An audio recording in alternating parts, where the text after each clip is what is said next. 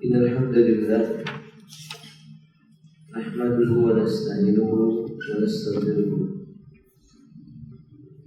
wa natubu ilayhi wa na'udzu billahi min shururi anfusina wa min sayyiati a'malina man yahdihillahu fala mudilla lahu wa man yudlilhu fala hadiya lahu.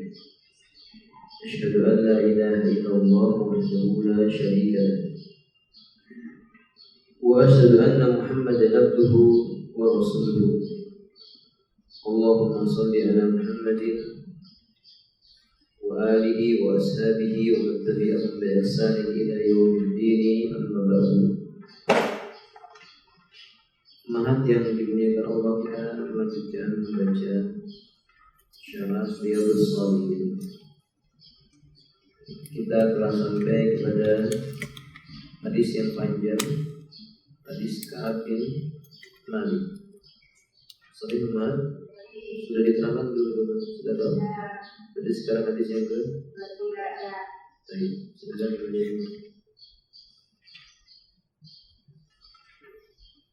Dari Abu Mujahid Imran bin Al-Husayn Al-Khuzai, dia berkata, ada seorang perempuan dari Juhainah datang kepada Rasulullah SAW dalam keadaan hamil karena berzina. Lalu dia berkata, ya Rasulullah SAW, aku telah melakukan kesalahan dan aku harus dihukum. Maka laksanakanlah hukuman bagi diriku. Kemudian Nabi memanggil wali dari perempuan itu seraya bersabda, perhatikanlah baik-baik perempuan ini. Apabila sudah menghadirkan bawalah Tuhan, maka perintah itu pun dilaksanakan oleh walinya.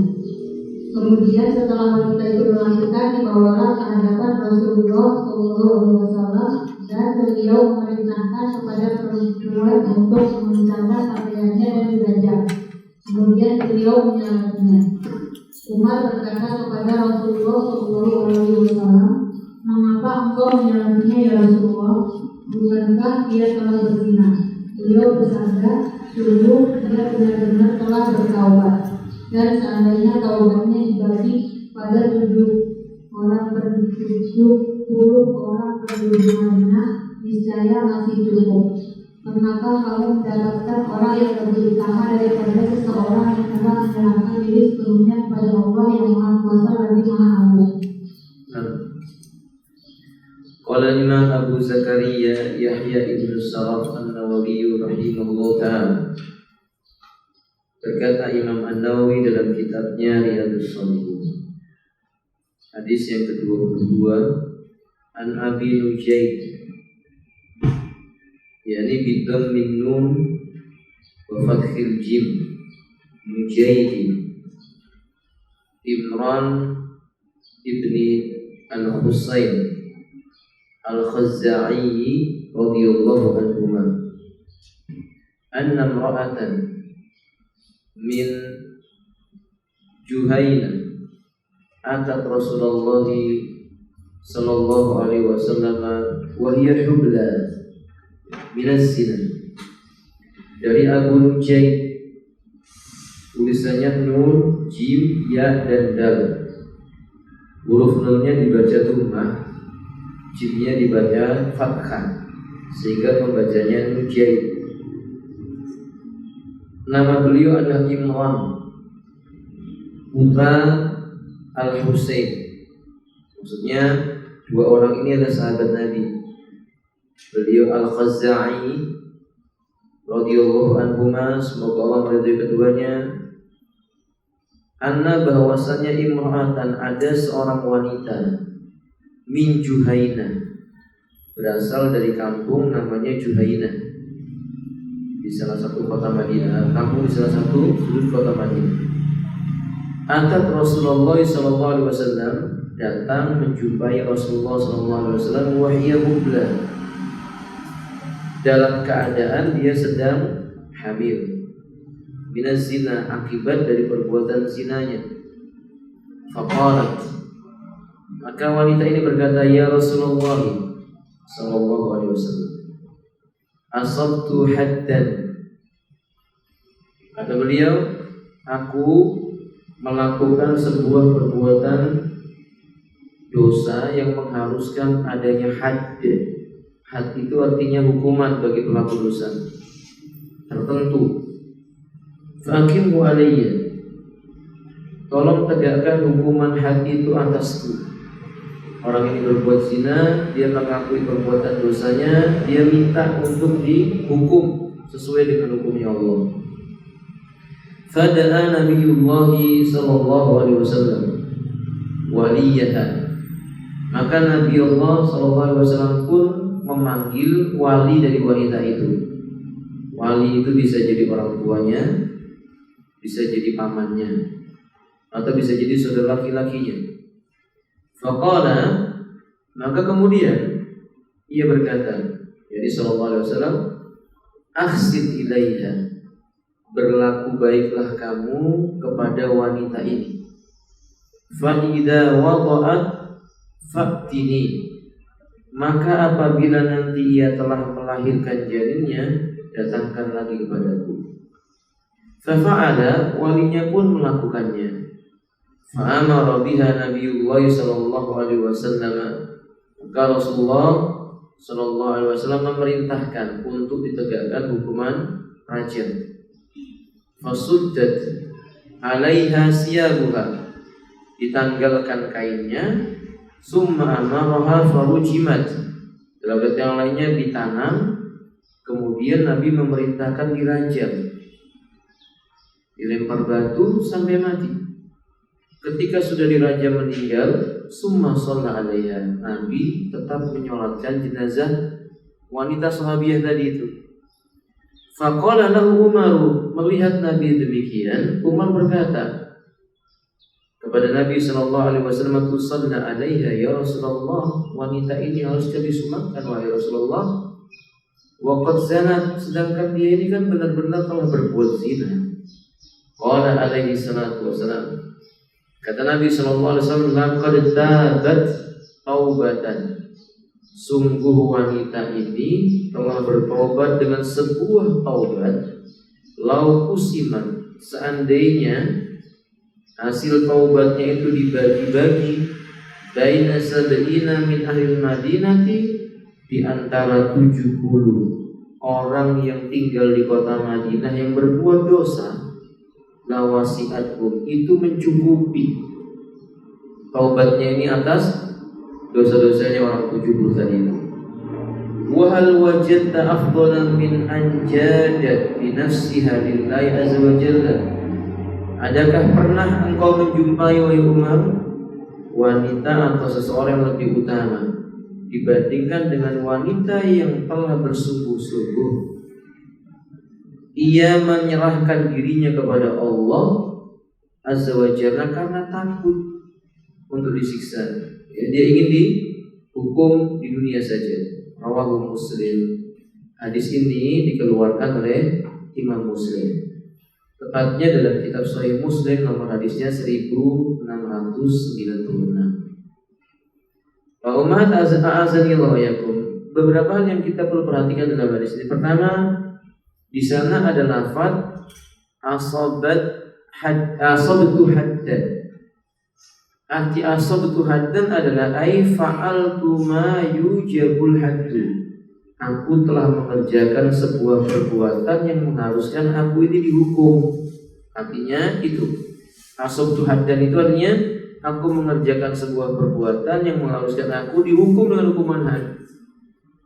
Wa aradat az-zina, maksudnya dia itu telah berbuat zina. Kedua, dalam kalimat tadi ada kalimat yang berbunyi fasuddat alaiha siyabuha. Artinya adalah jumi'at atrafuha litastari la'alla tankasifa asna'a rajmiha.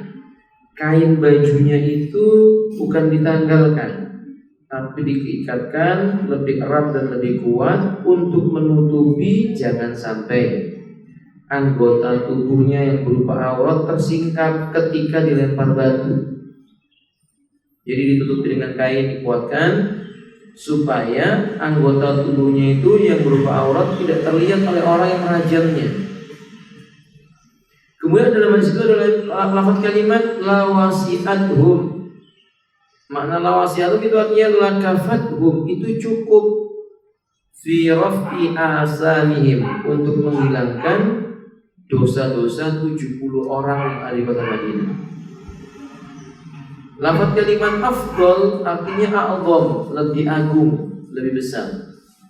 Lafaz kalimat jadat bi nafsiha lillahi azza wa jalla maknanya adalah badalatha li mardatillahi azza wa jalla, yaitu mengorbankan, mengerahkan segenap tenaganya mencari keridhaan Allah.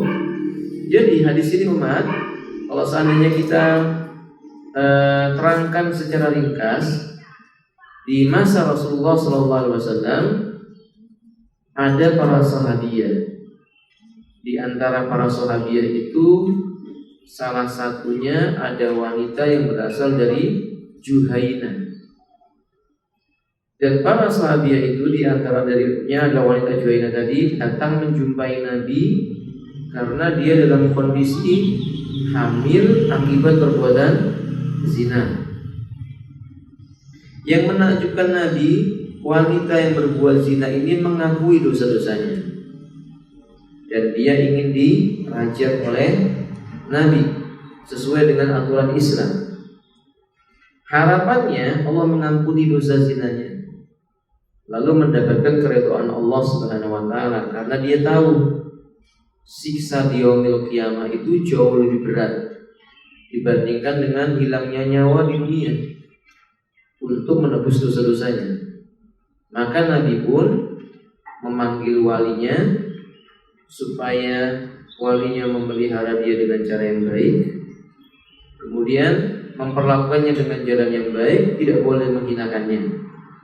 Setelah selesai melahirkan anaknya, barulah wanita tersebut dirajam. Di hadis yang lainnya wanita itu datang lagi, tapi kemudian wanita tersebut diberitakan oleh Nabi pulang lagi sampai menyusui anaknya sampai habis masa sapian. Berarti kurang lebih berapa tahun ibu? Ya, berarti sejak mulai dia hamil sampai menyusuinya selesai berarti 2 tahun lebih. Rentang waktunya lama. Yang menakjubkan Nabi, wanita ini masih ingat dengan dosanya. Selesai dia menyusui anaknya, habis masa sapiannya, dia datang lagi.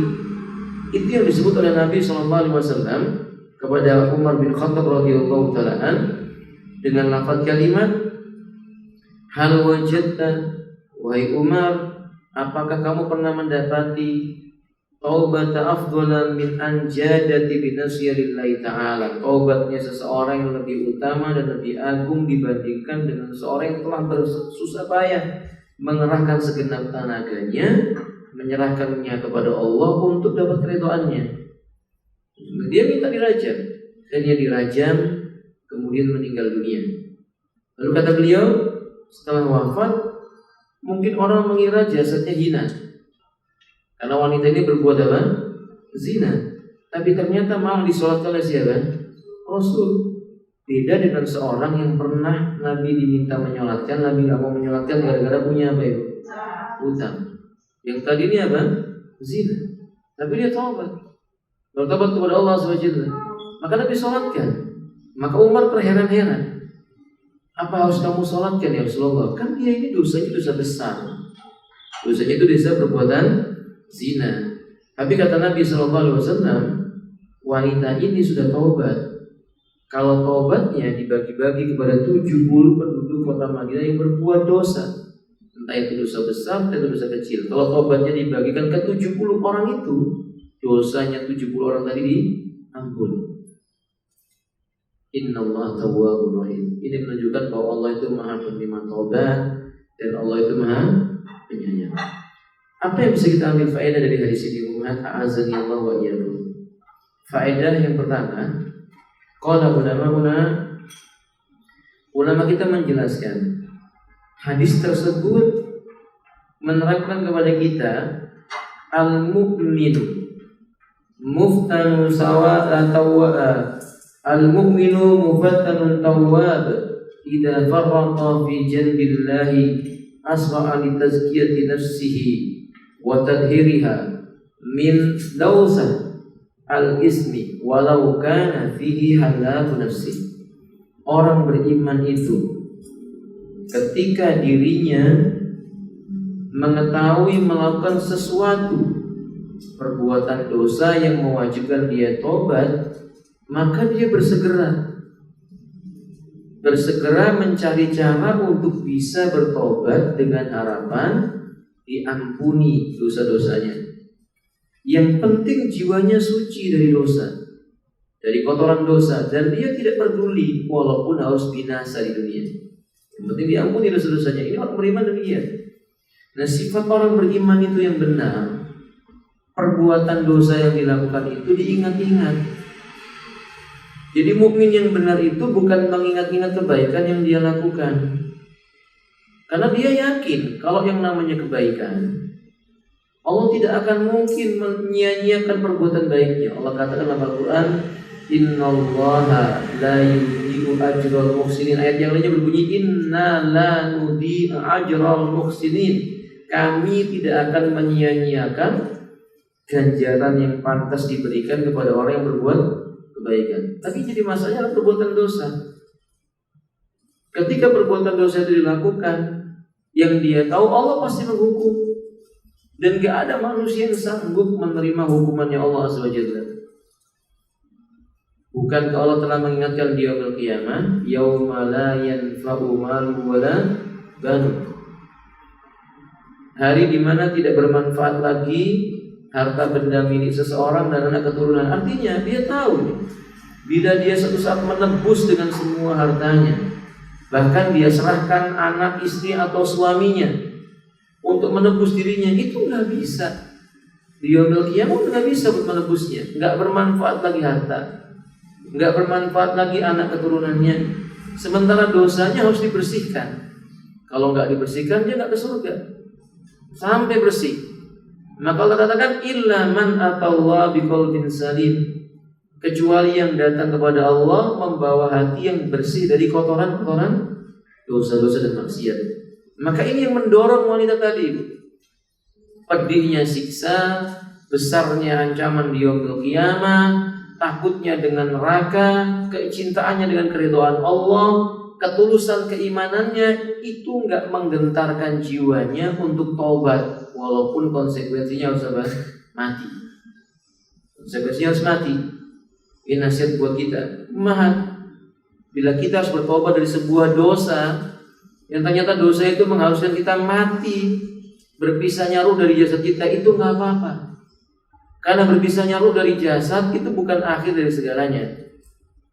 Masih ada sebuah tempat yang lebih mulia dibandingkan dunia. Ini negeri akhirat. Wal akhiratu khairu wa abqa. Lebih baik ya. Yang lainnya, wal akhiratu khairul laka minal ula. Negeri akhirat itu bagimu jauh lebih baik dibandingkan dengan dunia. Kita tahu akhir lebih baik. Seseorang tidak bertobat di dunia, toh ujungnya juga bakal mati. Sahih umat.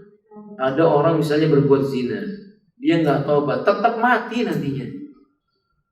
Tapi dengan ada orang yang berbuat zina kemudian dia tobat, tobatnya dia harus mati dengan cara dirajam, lebih baik dibandingkan dia itu nggak tobat, toh nantinya mati. Kemudian di yaumil qiyamah Allah siksa dengan siksaan yang berat umat untuk menambah keimanan kita. Siksaan orang yang berbuat zina itu nggak kecil, bukan remeh. Dia dosa besar. Salah satu dosa di antara dosa-dosa yang paling besar adalah perbuatan zina.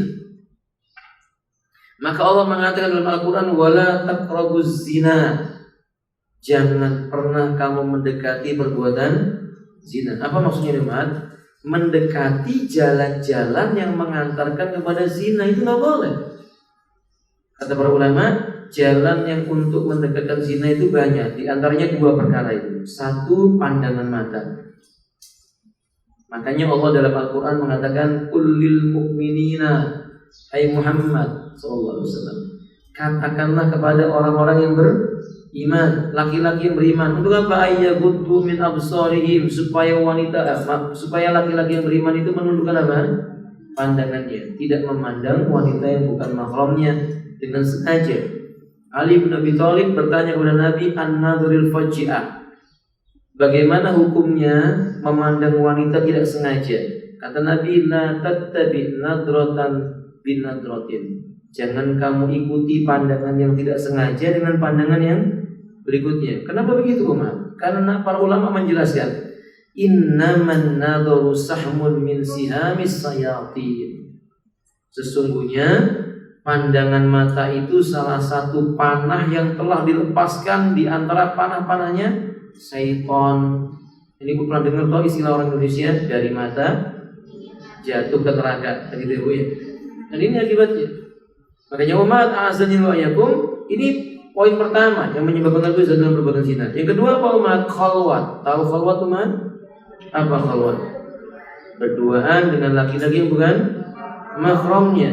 Ustaz, kalau nggak berduaan Ustaz, kan di restoran banyak orang, ya sama aja. Kalau dia cuma ngomong berdua di meja makan, walaupun samping kanannya ada, pada saat itu nggak khalwat. Tapi setelah itu kan pembicaraan tanpa hijab, ngomong sesuatu yang nggak diperlukan, bukan hajat yang syar'i misalnya, berlama-lama dengannya, ya taladdadu biha, mungkin merasa asik dengan omongan dan obrolannya. Apa kata anak muda itu? Cocok sama-sama mau masuk neraka, begitu maksudnya. Na'udzubillah summa na'udzubillah min dzalik. Maka umat a'azanillahu wa iyyakum, ya nggak boleh, itu hukumnya haram, mengantarkan kepada perbuatan zina. Hadis ini Ibu menjelaskan kepada kita, jangan seseorang menyangka dirinya ini bisa selamat dari zina. Maksudnya begini, enggak, insya Allah kita enggak lah. Atau misalnya kalau ibu bicara dengan laki-laki, oh enggak lah, ini laki-lakinya soleh. Atau kalau laki-laki enggak, ini wanitanya soleha. Ini lihat ini, yang tadi berbuat zina siapa loh? Umat, hadis tadi itu loh, yang berbuat zina siapa? Maksud saya dia dari kalangan siapa? Masuk dalam kategori apa? Orang soleha, dari golongan para sahabat. Siapa yang meragukan keimanannya sahabat? Gak ada. Orang yang beriman tidak akan meragukan keimanannya siapa? Para sahabat. Sahih. Ibu-ibu, bukan hanya wanita ini, ada hadis yang lainnya. Kalau ini perempuan, di hadis yang lainnya laki-laki, namanya Ma'iz. Ma'iz ini sahabat Nabi, dikenal tentang ahli ibadahnya. Dia rajin beribadah, dia rajin mendekatkan diri kepada Allah Ta'ala. Ternyata Allah uji dan dia tergelincir. Seperti wanita ini juga jatuh dalam perbuatan apa? Zina. Jadi setan itu kalau ganggu, nggak mandang ini orang ustadz atau bukan ustadz, mad'u atau bukan mad'u, soleh, solehat atau lain selain keduanya, tetap diganggu sama syaitan. Jadi kalau ada orang merasa, oh enggak, ini insya Allah orangnya soleh, orangnya baik, kemudian dia merasa aman, ini tanda-tanda kecelakaan ini, tanda-tanda kebinasaan. Kalau sahabiah yang mulia ini ibu-ibu, Nabi telah katakan kepada Umar bin Khattab radhiyallahu ta'ala, sungguh taubatnya bila dibagikan kepada 70 penduduk kota Madinah yang berbuat dosa, itu mencukupi, menandakan sahabiah ini diampuni dosanya. Nah kalau kita coba, kita nggak ada jaminan diampuni dosa. Kalau wanita tadi Nabi menyebutkan dia telah diampuni, sama dengan Ma'iz. Kisah Ma'iz itu ibu, kalau wanita ini kan dirajam, ditanam. Si Ma'iz tidak Bu. Ma'iz itu dirajamnya dalam keadaan tangannya diikat, tapi nggak ditanam ke tanah. Jadi ketika dirajam, dilempar batu, ketika terasa sakit, Ma'iz lari, dikejar oleh orang-orang, dilempar batu sampai mati. Nah makanya umat azal wa yakum, orang-orang soleh yang seperti ini saja, mereka tidak merasa ada aman dari apa? Perbuatan zina. Ini makanya dosa yang sangat berbahaya sekali. Umat azal wa yakum, di hadis yang lainnya Nabi menceritakan tentang kisah orang yang datang sebelum umat ini. Ada 4 orang bersaudara, 3 laki-laki, 1 perempuan. Ketiga saudara laki-lakinya ini punya pekerjaan keluar kota, berdagang. Sampai tiba masanya dia akan berdagang, dia bingung harus dititipkan kemana adik wanitanya ini. Dia bingung harus dititipkan kemana adik wanitanya ini. maka adik wanitanya ini dititipkan kepada seorang rahib. Tahu rahib ibu? Apa rahib itu ibu? Dia dianggap soleh lah, ahli ibadah. Ahli ibadahnya ahli kitab, namanya rahib. Mereka bertiga berpendapat rahib ini tidak akan berbuat apa-apa karena dia ahli ibadah. Mereka sepakat adik wanitanya dititipkan karena nggak mungkin membawa adik wanitanya di tempat yang jauh. Ditempatkan di sebuah tempat khusus di rumah di mana rahib itu beribadah. Allah takdirkan wanita itu sakit. Setan berbisik kepada rahib tadi. Apa kata syaitan? La budda an tandurha la'alla hiya tahtajaka. Coba tengok dulu, lihat. Barangkali dia butuh kamu, mungkin butuh diambilkan minum. Coba ditengok, kata dia. Setan itu ibu berbisik kepada rahib tadi, cuma lihat nggak apa. Rahib itu mengatakan la li'anna dzalika imra'atun fitnatun lana. Ini perempuan, kata rahib. Fitnah buat kami. Tapi kata setan, ini kan darurat, kata setan. Hadi daruriyah. Ini darurat, cuma lihat aja kok. Akhirnya rahib ini pun berpikir dengan akalnya, iya cuma lihat. Dia lihat. Ketika dia lihat, dia dapati wanita itu dalam kondisi sangat amat parah sakitnya. Tapi kan cuma berdua, paham kan? Nah, maka setan berbisik, la budda anta do'ayadaka ala ra'siyah. Kamu nggak tahu itu sakitnya apa? Coba letakkan tangannya di dahinya.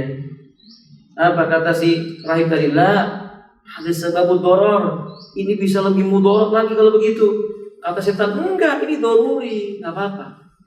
Akhirnya dipegang dahinya. Lalu setan mengatakan, ini terkena penyakit huma. Apa huma itu ibu? Demam.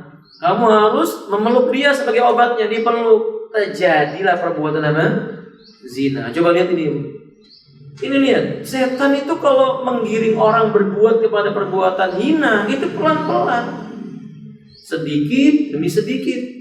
Makanya ini nasihat buat umat, buat kita semuanya. Saudaraku yang dimuliakan oleh Allah, terutama nasihat buat diri saya pribadi. Sungguh setan itu mengalir melalui aliran darah anak Adam. Jangan pernah mengambil jalan yang telah Nabi ingatkan supaya dijauhi. Jangan. Allah sudah mengingatkan, inna fahisatan wasat sabila. Zina itu jalan yang buruk, hina, nista, dan dia itu menjijikkan. Fahisah, maka jangan dekati. Tiap perkara-perkara yang mengantarkan pada perbuatan zina, jauhkan dan dijauhkan. Hada wallahu ta'ala a'lam bishawab. Ini faedah pertama dari hadis yang tadi kita terangkan. Kemudian faedah yang kedua, al-hududu zawajirun jawabirun faman uqima alaihi haddun fid dunya kana nasibahu minal adabi wa taballahu alaihi. Sebuah hukuman hadd dalam Islam itu ibu, kalau ibu membuka buku-buku fikih, misalnya contohnya buku kitab Al-Wajiz. Ibu punya buku kitab Al-Wajiz? Itu di pasal-pasal terakhir atau bab-bab terakhir sebelum bab jihad ada bab tentang hudud namanya. Hudud itu artinya hukuman-hukuman yang ditetapkan oleh syariat atas dosa yang tertentu. Jadi nggak semua dosa ada hadnya ya bu ya. Nggak semua dosa ada had. Tapi dosa tertentu yang ditentukan oleh syariat ada hadnya. Kayak mencuri, hukuman hadnya apa? Nah, dipotong apanya nih? Sampai di mana? Pergelangan, bukan sampai siku, tapi pergelangan. Ya, sampai pergelangan tangannya. Atau misalnya orang yang berbohong, maksudnya bersumpah palsu, apa hukuman hadnya bu? Nah, ayo man. Orang yang menuduh orang lain berbuat zina, apa hukuman hadnya bu? Kalau yang berbuat zina kan dicambuk sebanyak 100 kali toh. Sekarang yang menuduh berbuat zina, padahal yang dituduh tidak melakukannya, berarti apa hukumannya om? Dicambuk juga. Berapa kali? 80 kali cambukan. Ini disebut hukuman had. Nah, kata penulis, hukuman had itu bila pelakunya melakukan perbuatan dosa yang mengharuskan dia dihukum dengannya, Hukuman had tadi menghapuskan kesalahan dosanya di dunia, lalu menjadi sebab diterima taubatnya oleh Allah di yaumil qiyamah, dan tidak boleh dicela. Jadi kalau ada orang melakukan perbuatan dosa yang mengharuskan ditegakkan hukuman had, itu nggak boleh caci maki.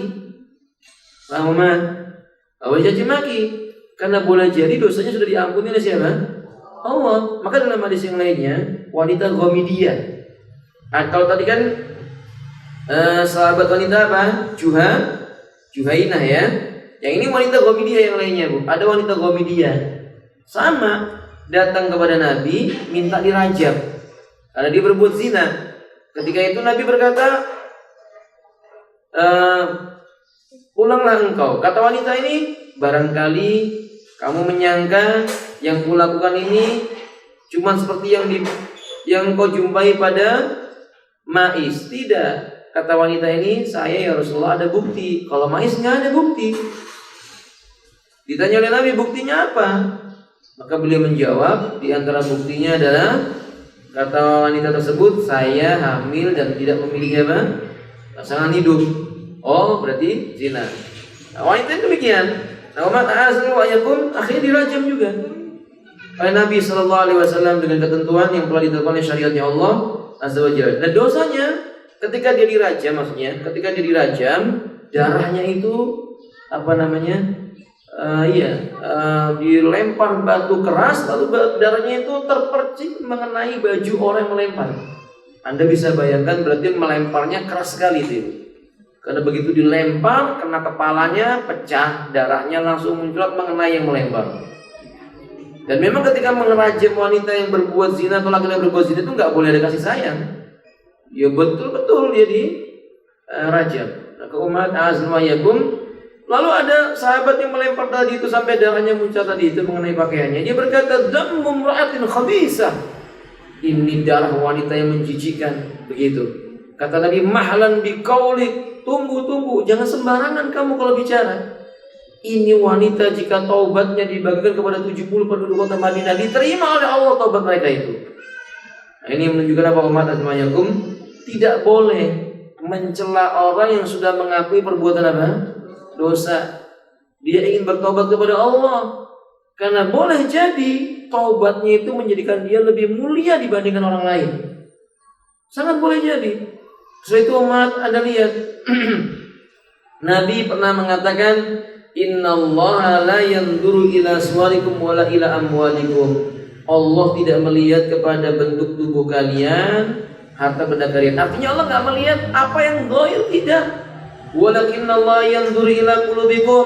Akan tetapi Allah itu memandang kepada siapa? Hati kalian. Hati orang bertobat itu betul-betul ingin tobat sama Allah. Walaupun dosanya dosa besar, perbuatan nista, yaitu zina, diampuni sama Allah. Ini menandakan umat azmayakum, kita tak boleh memandang sebelah mata kepada orang yang berbuat maksiat kalau dia sudah taubat kepada Allah, karena boleh jadi dia jauh lebih mulia dibandingkan orang-orang yang tidak pernah berbuat maksiat tersebut, tapi kemudian dia meremehkan orang lain yang berbuat maksiat, ternyata dia sudah taubat kepada Allah Subhanahu wa taala. Nah, ini faedah yang kedua umat. Faedah yang ketiga, hadduz zina la yuqamu 'alal hamili hatta tadha'a hamlaha. Hukuman had, pelaksanaannya bila berkaitan dengan zina tidak boleh dilakukan bila si wanita dalam kondisi hamil. Kapan pelaksanaannya? Ditunda sampai dia melahirkan. Jadi orang yang berbuat zina kemudian dia hamil akibat perbuatan zinanya, nggak boleh dirajam. Ditunggu sampai janinnya lahir. Ini menandakan betapa kasih sayangnya agama yang diturunkan oleh Allah ini, karena Allah adalah penyayang. Dan betapa santunnya Rasulullah SAW dalam menegakkan syariatnya Allah Subhanahu wa taala. Sangat amat santun. Tidak sama sekali bersikap kasar. Ini nggak dijumpai di agama yang lain, umat. Cuma dijumpai dalam agama yang mulia ini, al-Islam. Makanya umat, a'azani Allah wa iyyakum, kalau wanita hamil akibat perbuatan zina saja nggak boleh diletakkan hukuman had kepadanya sebagai bentuk kasih sayang. Lalu bagaimana hukum yang mengaborsinya? Ya nggak boleh. Wanita berbuat zina, kemudian dia hamil, mengaborsi perbuatan zina itu nggak boleh. Ini sama dengan membunuh janin yang tidak punya dosa. Anak hasil perbuatan zina halal atau haram, Bu? Bu, anak itu halal atau haram? Kita katakan istilahnya sudah salah, jadi jangan dijawab. Halal atau haram? Memangnya anak ada hubungan halal dan haramnya? Yang haram itu perbuatannya. Paham tuh? Hanya umat azmayun, anaknya nggak bisa dikatakan anak haram. Ini nasihat buat sebagian orang yang berlebih-lebihan yang mengatakan anak haram, anak haram. Ini menyakiti hati hamba Allah. Kalau yang berbuat dosa orang tuanya, nggak patut dia menisbatkan perbuatan dosa itu kepada siapa? Anak-anaknya. Yang benar anak itu lahir walaupun dari hasil perbuatan zina, lahirnya di atas agama apa, Bu? Iya, agama fitrah, agama Islam. Nabi yang mengatakan kullu mauludin yuladu alal fitrati.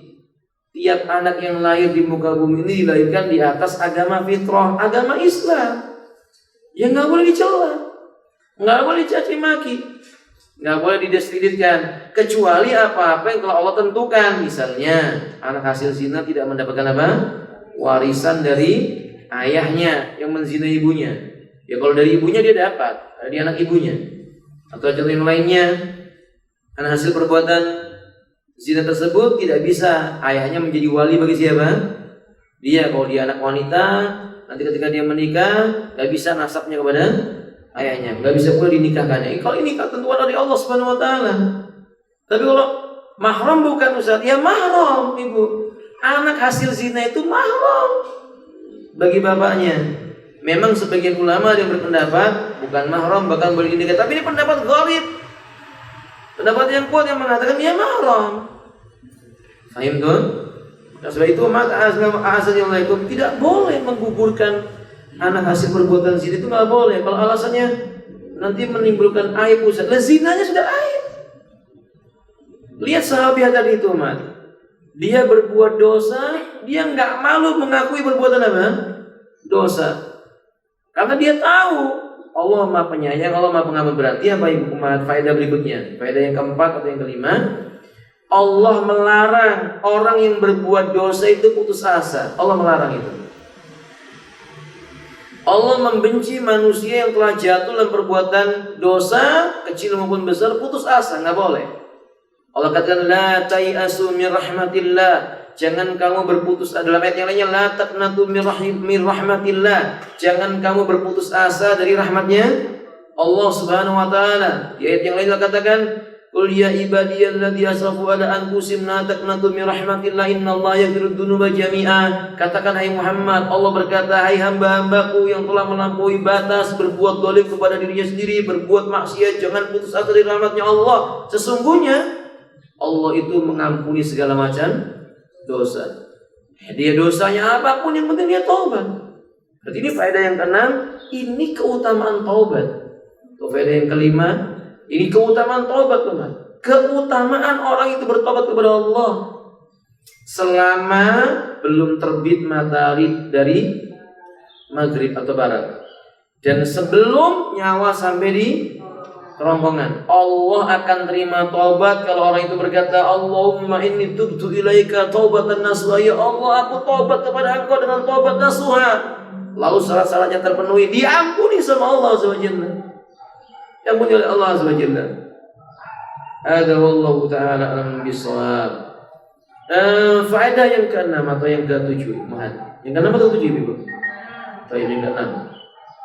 Faedah yang keenam, hadis ini menjelaskan kepada kita, orang yang beriman itu, Mat, jika benar keimanannya, dia mengakui secara fitrahnya bahwa maksiat itu benar-benar perbuatan yang hina. Oke, menandakan bahwa ahli maksiat jauh lebih baik dibandingkan dengan ahli bid'ah. Loh, kok gitu, Ustaz? Iya, karena orang berbuat bid'ah itu nggak pernah mau mengakui perbuatan bid'ahnya hina dan celah. Kayak sahabat tadi nih, dia berbuat zina, dia ngaku zina.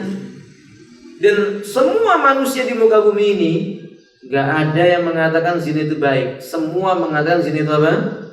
Zina. Kecuali orang yang akalnya sudah tidak perlu dianggap sehat lagi.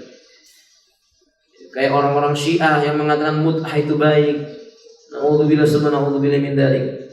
Maka jangan dianggap. Makanya orang Syiah itu orang gila semua, Bu. Jangan dipercaya ucapannya. Kami katakan dalam masalah ini umat azwayakum, kalau orang itu berbuat bid'ah, sulit ngaku baik. Apa mengaku buruk dia nggak mau. Dia ngakunya ini baik. Anda tahu, misalnya orang berbuat bid'ah, setelah salam ke kanan ke kiri mengusap wajahnya sambil zikir yang tidak datang dari syariat Nabi, ketika ditanya kenapa berbuat ini, bukankah ini bid'ah? Apa jawabannya? Memang bid'ah, tapi ini bid'ah yang baik. Coba kalau orang berbuat zina, bukankah ini zina? Iya ini zina. Saya akui ini zina, saya akan tobat. Gak ada yang mengatakan memang ini zina, tapi zina yang baik. Gak ada. Sahih umat. Nah, makanya umat azwayakum, pelaku bid'ah itu lebih jelek dibandingkan dengan pelaku apa? Zina. Pelaku bid'ah itu lebih buruk dibandingkan seorang pencuri. Pelaku bid'ah itu lebih buruk dibandingkan dengan seseorang yang berkata dusta, selama bukan perkara-perkara urusan agama. Makanya kenapa umat azwayakum? Karena pelaku bid'ah nggak pernah ngaku perbuatannya itu apa? Salah. Kita jadi teringat dengan ucapannya Sufyan Ats-Tsauri, al bid'atu ahabbu ila iblis minal maksiyah. Perbuatan bid'ah itu lebih disukai oleh iblis dibandingkan maksiat biasa. Kenapa demikian? Al bid'atu la yutabu minha wal maksiyatu yutabu minha. Orang yang berbuat maksiat itu masih bisa diharapkan taubat karena dia ngaku salah. Tapi orang yang berbuat bid'ah susah tobatnya karena nggak pernah ngaku salah. Hada wallahu a'lam bishawab. Faedah yang ketujuh, ma'azanillahu wa iyyakum. Dalil ini menunjukkan tidak boleh menceritakan aib yang dia lakukan berupa perbuatan nista seperti zina kecuali kepada orang yang bisa menegakkan hukuman had. Faham? Makanya kan wanita ini berbuat zina sampai hamil, dia nggak cerita sama keluarganya, dia nggak cerita dengan walinya, dia datang kepada siapa, Umar? Rasul. Ketika itu Rasulullah yang berhak menegakkan hukuman had ini yang perintah Allah Subhanahu Wa Taala. Maka dari sini kita bisa ambil faedah. Nggak benar kalau ada orang pernah berbuat nista, berbuat zina atau dosa-dosa selain zina lah. Dosa apapun masa lalunya dia pernah berbuat dosa, itu nggak boleh diceritakan ke orang lain. Karena dosa-dosanya sudah ditutupi oleh siapa? Allah. Kecuali kepada orang yang dia yakini dengan sebab ceritanya itu tegak hukuman had yang terhapus dosanya. Kan ini manfaat tadi. Wanita tadi itu dia cerita kepada Nabi, dia berbuat nista, lalu Nabi memerintahkan ditegakkan hukuman had. Manfaatnya apa? Dosanya diampuni. Nah sekarang kalau orang zaman sekarang berbuat zina, cerita sama orang lain, apa manfaatnya? Nggak ada. Orangnya nggak bisa menjadi sebab terhapusnya apa? Dosa. Hukuman had juga nggak ditegakkan. Membongkar aib yang telah ditutupi oleh Allah. Qala alaihi salatu wassalam, Nabi kita mengatakan, kullu ummati mu'affa. Setiap umatku akan dimaafkan oleh Allah, illa kecuali siapa, Bu? Al-mujahirin. Siapa mujahir? Orang yang berbuat dosa ditutupi sama Allah, nggak ada yang mengetahuinya, tiba-tiba dia bongkar sendiri aibnya ke orang lain. Na'udzubillah summa na'udzubillah min dzalik. Ini nggak boleh, siapapun Ustaz nggak boleh. Cerita sama suami Ustaz nggak boleh, nggak boleh. Saya sudah pernah sampaikan sama ibu-ibu, kalau suaminya nanya-nanya, Mi, kemarin mantan kamu sebelum nikah sama saya berapa? Nggak boleh disebutkan. Nggak manfaat, nggak boleh. Oh, bisa saya dulu ini 20, na'udzubillah. Bangga, dosa kok bangga, nggak boleh. Itu nggak diperbolehkan. Dan ibu juga nggak boleh nanya-nanya sama siapa? Suaminya, Bi, dulu mantannya Abi berapa? La haula wala quwwata. Nggak ada manfaatnya. La yanfa, hanya akan mengungkit sebuah perbuatan maksiat. Itu yang dinamakan taubat. Saya ulangi ibu, itu yang dinamakan taubat. Dia menceritakan itu supaya menjadi sebab terhapusnya dosa. Bukan dia menceritakan itu sama sekali nggak berpengaruh terhadap dosa yang telah dia pikul itu, nggak terhapus, malah bisa menambah kesedihan dan setan tertawa. Ibu-ibu, setan itu tertawa sama orang-orang yang berbuat dosa lalu dia apa? Ceritakan. Kan itu jalan setan untuk melemahkan kaum muslimin. Semua ta'ala as-salama wal afiyah. Jadi kalau bisa ditanya Ustaz, ya gimana kalau ada wanita masa lalunya buruk, dia bukan wanita yang bahasanya waktu pernah berbuat zina, lalu ada lelaki soleh datang mau melamar, apa perlu diceritakan? Enggak perlu diceritakan. Kan enggak ada kewajiban menceritakan saya bukan gadis lagi, enggak ada. Enggak ada kewajiban untuk menceritakan hal itu. Ada wallahu ta'ala alam bisawab. Misalnya itu umat asal wa'yakum. Cuma dia boleh misalnya berkata begini. Umat perlu diperhatikan. Kalau dia berkata, saya ini sayyibah. Tahu sayyibah enggak ibu? Apa sayyibah? Iya, dia boleh. Loh Ustaz, kan memang saya belum pernah menikah. Ibu-ibu harus tahu janda itu dua dalam bahasa Arab. Sayyibah itu dalam bahasa Arab dua. Yang pertama sayyibah dengan sebab yang syar'i, yang kedua sayyibah dengan sebab yang tidak syar'i. Jadi dia berkata, saya ini sayyibah, bukan bikr. Enggak apa-apa seperti itu. Kalau dia tanya, loh, apa Anda pernah menikah? Katakan kepadanya, itu bukan urusan Anda. Yang penting Anda tahu saya sayyibah, begitu. Sekalipun ibu sudah pernah, misalnya ada wanita sudah pernah menikah, dia sudah pernah menikah, kemudian dia bercerai atau ditinggal wafat, ada lelaki bujangan pemuda datang berkata kepadanya, Anda ini sayyibah atau bikr? Jawab sayyibah. Kalau dia tanya pernah menikah atau enggak perlu dijawab. Cukup mengatakan saya sayyibah, karena nggak ada hubungannya sama dia, nggak ada manfaatnya buat dia bertanya. Satu, yang kedua, kalau dia tanya dulu mantan suaminya yang mana orangnya, juga nggak perlu, karena nggak akan menambah kebahagiaan dalam rumah tangganya. Nah kalau ada laki-laki yang suka kepo kayak begini, bu ditolak aja. Kalau misalnya ada laki-laki datang, dulu mantan suaminya yang mana begini, ya udah nggak jadi aja, kita cari yang lain aja begitu. Karena itu tidak akan ada manfaatnya ke depannya, dan itu yang diajarkan dalam syariat kita. Nah, tapi kalau dia saya bikr malah nggak boleh ibu. Oh saya ini bikr nggak boleh, karena hakikatnya dia sudah sayyibah. Hada wallahu ta'ala alam bisawab. Ada umat azan yang Allah, ini faedahnya. Faedah yang berikutnya,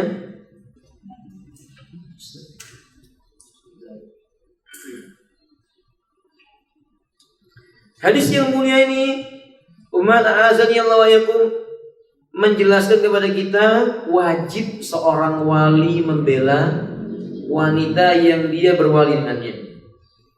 Makanya ketika wanita tadi itu dipanggil oleh Nabi, mengadu kepada Nabi, lalu dipanggillah walinya, tolong pelihara dan perlakukan wanita ini dengan cara yang baik. Menandakan apa umat? Keluarga itu memiliki peran penting dalam mendukung taubatnya seorang saudaranya. Jadi kalau ada keluarga terbukti berbuat salah, didukung. Apa dukungannya? Allah Maha Pengampun, anaknya akan kami pelihara, tidak usah khawatir, insya Allah dia tumbuh jadi orang soleh, tetap akan mendoakan kamu dan sebagainya. Ini fungsinya wali. Menandakan siapa umat? Faedah yang ke-8, anak dari hasil perbuatan zina itu menjadi tanggung jawabnya siapa? Ibu-ibu, anak hasil perbuatan zina tanggung jawabnya siapa? Wali dari wanita itu. Wali dari wanita itu. Kalau misalnya wanita itu masih punya bapak, berarti tanggung jawabnya siapa? Kakeknya dia itu tadi, bapaknya si wanita tadi. Kalau dia nggak punya bapak, berarti siapa? Saudara laki-lakinya atau siapa? Paman-pamannya, paman dari pihak bapaknya. Ini yang bertanggung jawab, itu yang sebenarnya wali. Nggak boleh dia mengatakan, oh saya berlepas diri ini hasil zina. Nggak boleh. Hukum syariat mengharuskan dia berbuat baik kepada siapa? Anak tersebut. Dan sangat boleh jadi anak tersebut menjadi sebab kebaikan buat siapa mereka. Saya ulangi, sangat boleh jadi anak tersebut menjadi sebab kebaikan buat mereka, karena mereka berbuat baik kepada anak yang lahir dalam keadaan fitrah tadi itu. Allah tidak akan menyia-nyiakan kebaikannya. Innallaha la yudhi'u ajral muhsinin. Atau faedah yang berikutnya, karena di hadis yang lainnya disebutkan wanita tersebut mendatangi Nabi ditegakkan hukuman hadnya itu setelah masa sapiat, menandakan pentingnya memberikan hak anak. Saya ulangi umat, pentingnya, ini faedah yang keberapa? Ke-8 ya? Loh ini khilaf nih, saya bilang 8, ibu bilang 9, 10. 9 ya? Baik umat, azanillah. Nanti saya minta mengulangi faedahnya, insyaallah. Berarti yang ke-9 umat, barakallahu fikum. Berarti apa umat? Anak itu wajib diberikan haknya. Wanita tadi tidak dirajam oleh Nabi kecuali setelah menyelesaikan masa sapihan. Kecuali setelah menyelesaikan masa sapihannya. Maka menunjukkan bahwa haknya anak itu bagi ibunya diberikan susuan sampai habis masa sapihannya. Berapa tahun, Bu? Ya, kecuali udzur syar'i. Makanya jumhur berpendapat termasuk durhaka kepada anak orang tua yang mampu memberikan ASI tapi tidak menyusuinya sampai masa sapian. Itu orang punya durhaka sama anak. Sebagian ulama berpendapat demikian, seperti pendapat Imam An-Nawawi rahimahullah taala. Ini nasihatnya, berikan haknya. Ini dengan cara apa? Sekaligus apa yang mau sekalian? Pada poin ke-9 itu, haknya anak dilindungi oleh siapa, Bu? Oleh negara. Hak anak dilindungi oleh syariat. Pemimpin wajib memperhatikan hak anak atas siapa? Orang tuanya. Maka orang tua yang tidak memberikan hak anak berhak mendapatkan hukuman. Sampai-sampai Nabi SAW mengatakan, aku berlepas diri menjadi saksi atas orang yang tidak bersikap adil kepada anak-anaknya. Menandakan anak harus dilakukan dengan cara yang adil, karena itu haknya. Wallahu a'lam bishawab. Ke-10, umat. Faedah yang ke-10. Dalil ini juga menjelaskan kepada kita kisah tentang wanita Ghamidiah dan Juhainah ini tadi menjelaskan kepada kita kalau ada orang sudah punya jadi kata para ulama, sebenarnya Nabi tadi itu memerintahkan wanita ini pulang, suruh memelihara keluarganya, suruh menjaganya sampai habis masa sapiannya itu. Dalam sebuah riwayat disebutkan seandainya wanita itu nggak balik lagi, Nabi nggak akan menanya-nanyakannya, karena dia sudah punya keinginan kuat untuk taubat kepada Allah Subhanahu wa taala. Tapi ternyata wanita itu tetap datang dan minta dirajam, maka Nabi sallallahu alaihi wasallam merajam. Faedah yang ke-11. Segala sesuatu yang telah di meja hijau kan tidak bisa ditarik kembali, Bu, dalam syariat Islam, Ibu. Dalam syariat Islam, sebuah hukuman had yang telah diadukan kepada yang berhak menegakkan had itu nggak bisa ditarik lagi. Kalau misalnya ada orang mengatakan ini si fulan berbuat zina, 4 orang menyaksikannya. Sebelum dilaksanakan hukuman had, lalu saksinya berkata, Pak Hakim, saya tarik ucapan kami nggak jadi bersaksi buat orang yang berbuat zina ini. Nggak bisa, Ibu, nggak bisa. Kalau seandainya ditarik ucapannya, 4 orang tadi harus dicambuk, didera sebanyak berapa kali? 40 kali. Makanya dalam hal ini para ulama mengatakan, jika seorang muslim melihat saudaranya berbuat maksiat, langkah pertama yang dilakukan adalah menegakkan nasihat, tidak langsung dibawa ke meja hijau. Nasihat dulu. Misalnya orang yang mencuri, lalu ada saksi yang melihat, datang dinasihati, akhi, mencuri ini berbahaya. Kalau seandainya engkau tidak mengembalikan hakmu sampai ke meja hijau, tanganmu dipotong. Oh, dia taubat, dia sekali itu saya kembalikan. Dikembalikan hasil curiannya, dia taubat, nggak mau lagi melakukan, maka itu lebih baik. Paham? Tapi kalau seandainya dia melihat orang ini punya penyakit, suka mencuri, kalau nggak ditegakkan had dia akan mencuri lagi, malah nggak boleh, nggak dilaporkan. Karena ini masuk dalam kategori apa? Man ra'a minkum munkaran falyughayyirhu biyadihi. Barang siapa yang dia melihat sebuah kemungkaran, harus mengubah dengan apa, Mat? Tangannya. Dia laporkan kepada yang berhak supaya terhenti, menjadi pelajaran bagi yang lainnya. Hadza wallahu ta'ala alam bishawab. Faedah yang ke-12.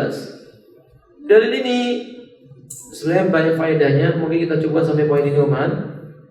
Hadis yang kita sebutkan tadi itu juga menjelaskan kepada kita, semakin tinggi tingkat keimanan seseorang, akan semakin tumbuh rasa takutnya kepada Allah. Jadi kalau kita ini mau mengukur, Ibu, kita ini imannya seberapa, lihat rasa takut kita kepada Allah itu seberapa timbangannya.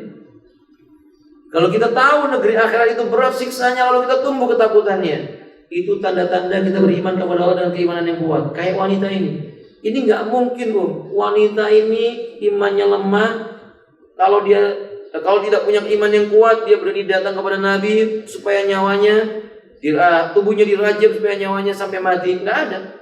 Nggak mungkin kalau bukan karena iman yang kuat. Maka benar ucapan Allah dalam Al-Quran, Inna may yakhshallaha min ibadihil ulama. Sungguh hanyalah orang yang terus-menerus perasaan takut muncul dalam dirinya. Tidak ada kecuali cuma orang yang berilmu. Semakin berilmu, semakin tinggi keimanannya, semakin takut kepada Allah Ta'ala. Saya tambahkan satu lagi, yang terakhir tadi, yang poin ke-13. Ini keutamaan siapa? Sahabat dan sahabiyah. Sekalipun mereka itu berbuat maksiat, mereka adalah orang yang sadar itu maksiat dan cepat-cepat taubat. Itu cirinya para sahabat. Tiap mereka berbuat maksiat, cepat mereka itu taubat kepada Allah. Bandingkan dengan diri kita. Aina nahnu minhum. Mari kita bandingkan kita dengan mereka. Mereka itu maksiatnya sedikit tapi diingat-ingat. Kita ini sepertinya maksiatnya banyak tapi seolah-olah dilupakan semua maksiat oleh kita. Ingat, Allah tetap akan menghitung maksiat itu dan berada di bawah kehendak Allah. Insya'a ghafarallah wa insya'a dzabah.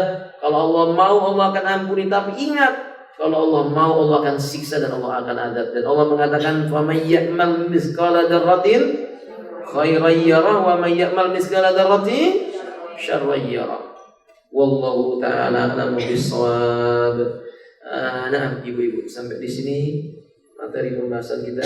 Hadis yang ke-22 di buku saya, 23 di buku ibu. Mudah-mudahan bermanfaat. Lebihnya mohon